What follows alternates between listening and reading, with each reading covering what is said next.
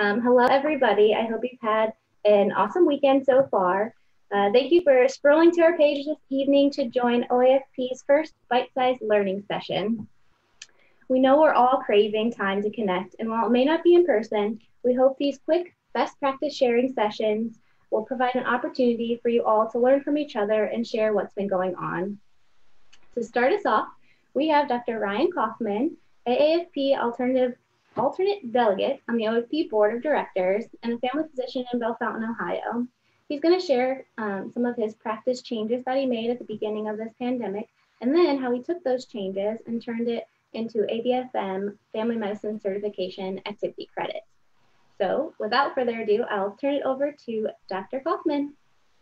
Great. Thank you all for joining us this evening. I'm going to share my screen with you here so you can see kind of some slides I made for this, hopefully. What I'm here to talk to you about a little bit is how we've changed our practice for COVID and how that is, how I've been able to use that to get ABFM credit. Before COVID, our practice, I'm in a direct primary care setting. So basically, we run based on a monthly membership rather than any fee for service and rather than collecting insurance. So it's a cash pay practice. We've always been available by our phone to our patients. That my patients are able to call the office and get me on my cell phone pretty much whenever. Our practice is myself as a physician. I have 2 LPNs, a business manager, and about 1,100 patients that I care for. In a usual day, I have anywhere from 8 to 15 patients for inpatient visits, for in-person visits, and visits are about 30 minutes. So that's what we look like before COVID started. When COVID started, we started seeing a whole lot less patients than we did. So in our practice, to figure out how to care for our patients, when we couldn't do this, like many of you, we had to move to doing video visits. The tool that we chose to use was Doxy.me, and it is a great platform because it's free. We actually went and upgraded and are doing it where we can bring in other people. So last week I had a visit with somebody who is in the assisted living facility where I'm not allowed to visit them because of restrictions around COVID. But we were able to bring in a family member, bring in a daughter and a patient, and myself all by video. So it's been a really nice solution for us. And it was something we were able to implement. Basically, when we saw that we were not going to necessarily be able to bring in patients in the same way, we had to find a way to do it. We were able to find this platform within about a week or so, have it set up and ready to go, and actually start using it to see patients. Things that we did to make that possible, coming up with templates that work for visits. And when I was looking at video visits and what you need to make sure the platforms at this point, Doxy.me is HIPAA compliant, fortunately, but it's good to name how you're doing the calls, confirm that the patient does consent to doing a video visit. And then I like to put a statement in there that basically unconventional evaluation used for this visit because of coronavirus pandemic, since doing a video visit isn't something that that we used to do for some of these things, but are now a very reasonable way to see patients. Things that I thought about as I was implementing these video visits was looking at what kind of data can you collect, because when you're over video, you are somewhat limited. So having the patient take their weight, if they have a home blood pressure cuff, getting us some blood pressure readings, as well as any blood sugar numbers are a great way for them to be able to share with us and for us to get some good data for the visits. You know, thinking about what kinds of things you can actually do on a patient, and it's amazing how much you're actually able to see, but talk about general appearance of the patient, looking at their eyes, looking at their mouth, looking at their skin, their respiratory rate and effort, speech, neurologic status, cognitive function, making sure that you're able to actually assess the patient and document that in an efficient way. So these are all the things that we set up to be able to do video visits in our practice. So what does our practice look like now? Well, instead of seeing that 8 to 15 patients a day, we still are seeing patients in the office and have done that throughout. However, we're very heavily pre-screening all patients, and anyone with respiratory symptoms, with fevers, with GI symptoms, anything that could possibly be COVID, we're keeping out of the office and dealing with in other ways, whether it's video visits, whether it's by phone. We're taking a temperature on every patient at the door, and we have all staff in masks anytime we have a patient in the building. And so we're seeing 0 to 8 patients in the office. We're seeing 0 to 4 video visits a day, as well as dozens of phone calls. And for us, the phone calls aren't a major issue because since we're not fee for service, we don't need to be generating charges for our visits. And so it's not as much of an issue as it would be for those of you who are doing fee for service medicine. But that's what our practice looks like now. So basically, practice improvement, we've all needed to make changes in our practices because of COVID. And because we have to make these changes, it takes time, it takes a lot of effort, and it makes practice better for us and safer for us and better for our patients. We're required to do practice improvement for board certifications. So we want to make sure that we can get credit for the changes we've already been making the effort of making.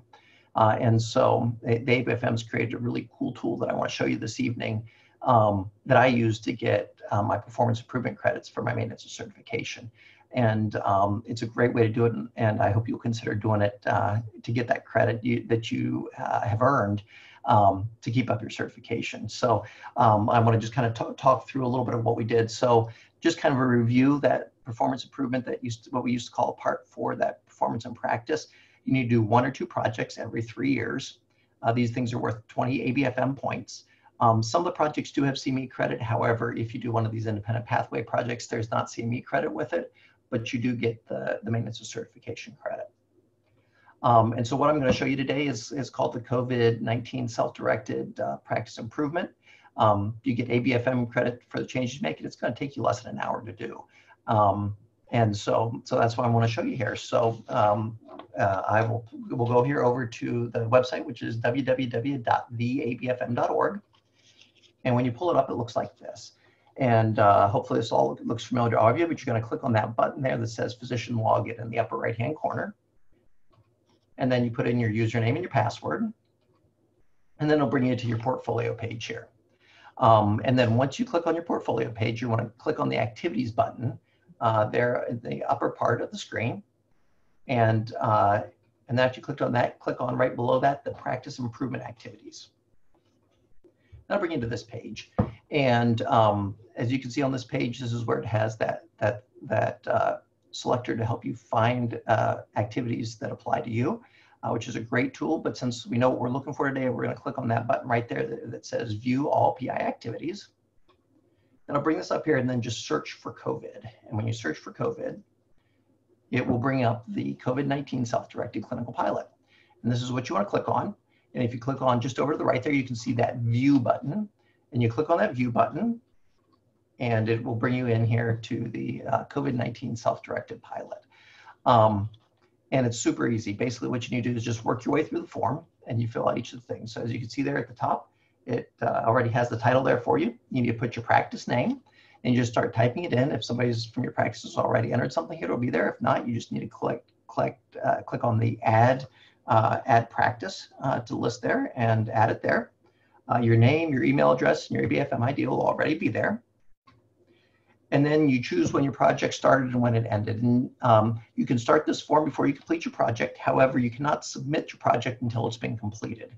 And so since all of us have put some of these changes in place already, you could probably do it now. And you can just choose a time period of a couple weeks is fine. And then you come down and choose how this project was funded. So for most of us, this is going to be an internally funded project. So you just check the box there that says internally. And then you select what topic area best fits it. And so on this example here, I checked screening. We did both screening as well as virtual patient visits. So when I submitted it, I did both of those. You don't need to choose 2 of them, but you can choose 1 or 2 or more things there. And then you want to put in, for number 5 there, you want to put in what problem did you address.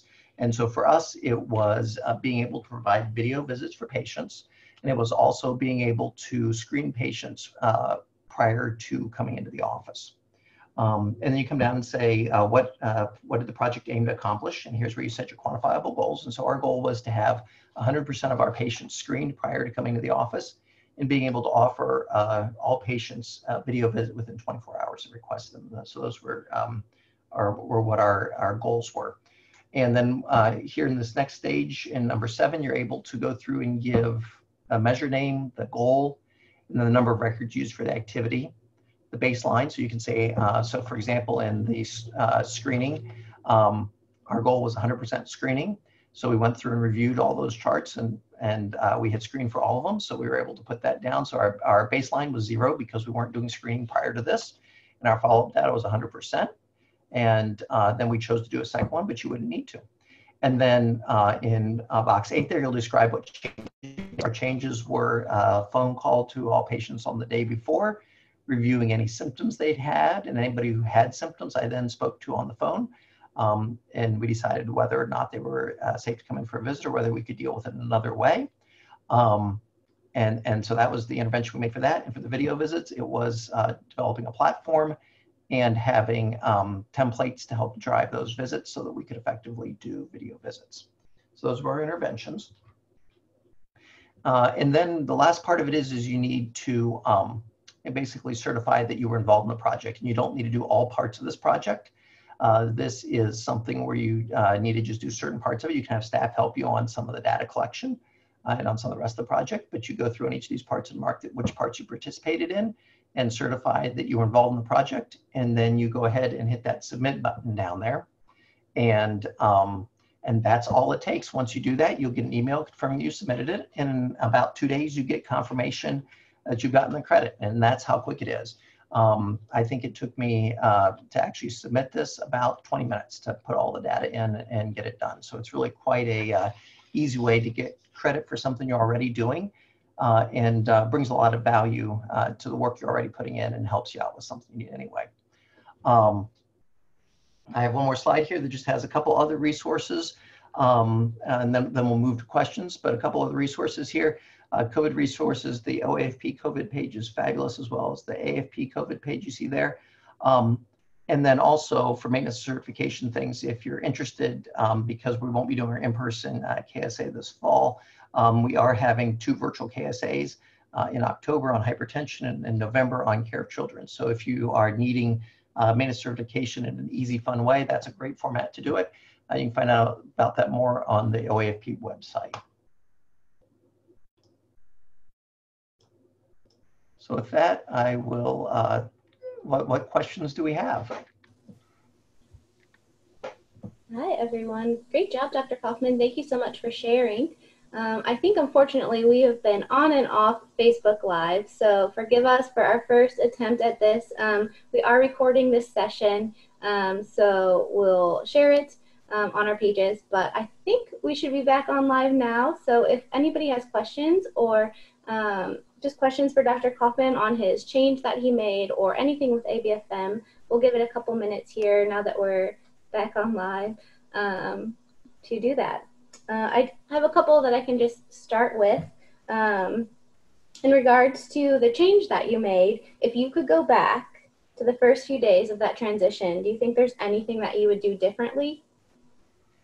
I mean, I think transition is always hard. And I think given more time, we could have done a better job of having some of the templates ready to go from the very beginning. I mean, the very beginning was just trying to get the technology sorted out. One thing that I did that I really liked and worked really well was we've been sending out a newsletter to our patients since the beginning of COVID, just kind of giving updates on information, how we're changing things in the office so they know what to expect. And so we introduced our option for video visits on there, and we offered patients the opportunity to call in and test it out. And that was something that actually worked really nicely because there was, especially for some of our older patients, it took them a little while to get the hang of it. And so they could call in and talk with one of the nurses just to test the system and be comfortable with it. And that way, when they have something that they need dealt with quickly, we don't have to be messing around with technology. So that was one thing that worked really well and we liked. But yeah, had we had more time, instead of trying to kind of invent it as we went, it would have been good to have some of the templates figured out how to actually do a video visit before we started doing them. Right. But the patients have been very, very good about it. They've been very game with dealing with it. And it gives you kind of new insight into patients to be able to see them in their usual setting and see what's going on around them. I think it's been really good. Yeah, I've seen that a lot, that just being able to see the different environments and things have added to that patient care and kind of giving a bigger picture of their life, which seems like it'd be very valuable. Erin is kind of working behind the scenes to share any questions from our Facebook comments. So we'll give that another minute. I had a quick question just on the ABFM portion. Was there a trickiest part for the application, or maybe what are some of the things that physicians should have in hand as they start that application? Anything that would be helpful and kind of... I mean, I think the biggest thing is thinking about how you're going to collect the data and setting up a project with data that's fairly easy to collect. I mean, the beautiful thing here is it doesn't have to be complicated. The whole point of this is making it possible to get credit for something you're doing anyway. And so you don't need a project where you have to review 100 charts. You don't need something like that, but of setting it up and even just looking at it. I mean, like, for example, my data collection, the before number is really easy to get because the before number was 0. And so we didn't have to do any data review to get it because we were doing something we just set up. And so trying not to make it too complicated, I think, is probably the biggest advice I'd give somebody because it's not designed to be complicated. Perfect. And we have a video that will walk you straight through all those steps that Dr. Kauffman prepared for us on our YouTube page. So we'll be sharing that out as well if you need to revisit. And ABFM also has a self-directed pathway for any type of topic. So it could be anything that you've done, anything you're working on that isn't related to COVID that you can get credit for as well. Absolutely, and it really is. The ABFM's done a really nice job of trying to find ways that you can get credit for stuff we're already all doing anyway. And so that's been something that's been really nice. Absolutely. Well, thank you so much for sharing your story. And in our quick bite-sized learning session, I think we're hoping to just do these quick. I have one quick slide to share with everybody with, I think, a couple resource links. I will share that quickly here. So just from OAFP, I think Dr. Kauffman shared our first couple pages here, but that step-by-step instruction video can be found at bit.ly. There, and it'll also be on our webpage, on our bite-size learning page. And we also have a Joy Among Chaos webpage that we've created. There's a lot of free resources. We have a 6-part CME series that is free that you can definitely take advantage of on that page. And then we are just kind of building these sessions. So if you have a story or a best practice to share and you'd like to jump on with us in 30 minutes or less and just share what you've been going through, lessons you've learned, or maybe a joy or something that's just come from all of this, we'd be happy to highlight that as we go. So my email is there. Feel free to reach out with any suggestions or questions, and we'll take it from there. So with that, is there anything else you'd like to share, Dr. Kauffman? If not, I think we'll sign off our Sunday night. No, thank you very much for joining us, and I hope you guys will look at doing this because it was a great way to get some credit for the work I had already done, and yeah, it was kind of a fun project. Awesome. Thank you all so much.